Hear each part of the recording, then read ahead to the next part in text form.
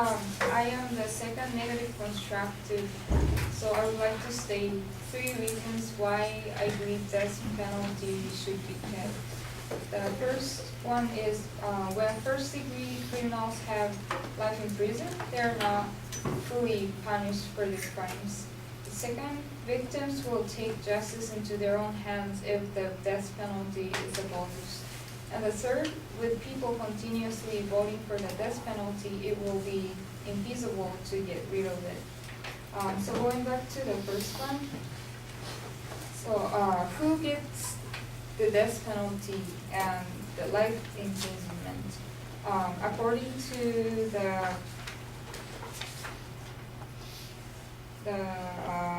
Death Penalty Information Center, crimes punishable by the death penalty is first-degree murder with special circumstances, sabotage, train wrecking causing death, treason, perjury causing execution of an innocent person, fatal assault by a prisoner serving a life sentence.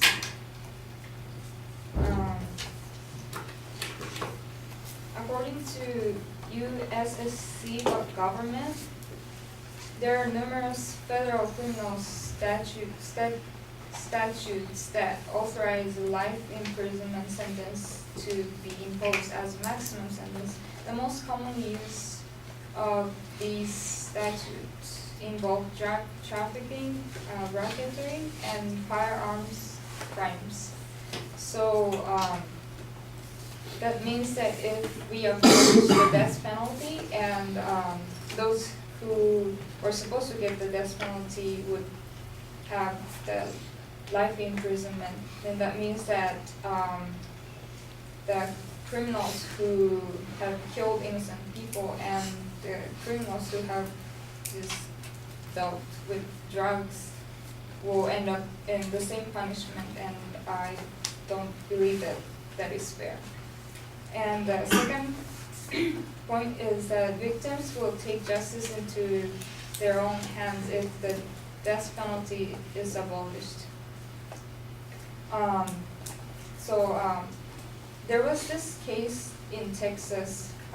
Authorities have accused a man of killing another man in retaliation for sexual assault of one of his family members. Declining to call the police, Sean Phillips told his wife he was quote-unquote going to take care of it his way after a family member accused Mark Gabler of sexually assaulting a relative.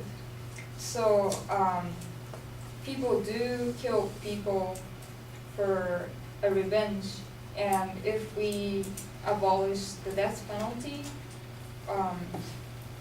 the victims would know that the criminal will not be killed and will be alive. So it is possible that abolishing the death penalty triggers more crimes like this to happen. And my third point is, with people continuously voting for the death penalty, it will be infeasible to get rid of it. I would like to talk about the state of California as an example. California is said to be a liberal state. We're one of the first ones to legalize same-sex marriage and recreational use of marijuana, etc.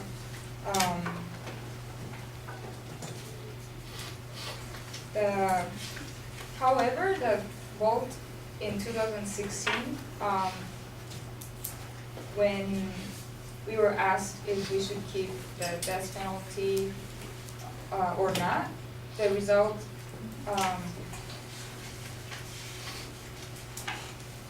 the statistics from the time was 52% voted to keep the death penalty, and the rest voted to repeal it.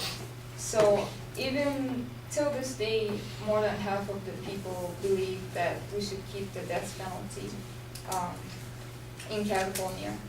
So therefore, I believe that it will be hard to convince everybody and to abolish the death penalty. Thank you.